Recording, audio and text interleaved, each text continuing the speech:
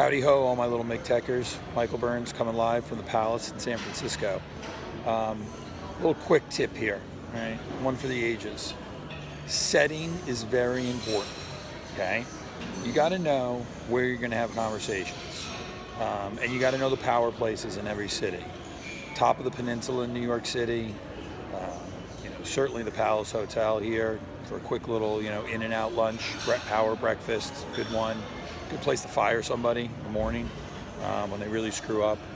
Not a bad bar over there, Pied Piper one. Get some good work done in there. Certainly great places. Fairmont here is fantastic, but you need setting.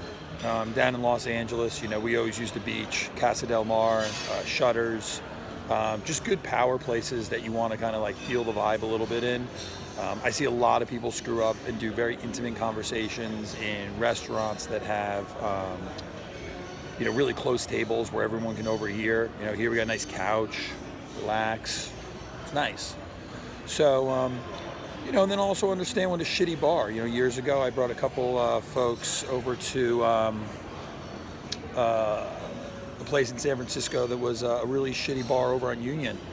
And ultimately what that was good for was basically telling these guys that this is the type of place they were going to be in for the rest of their life.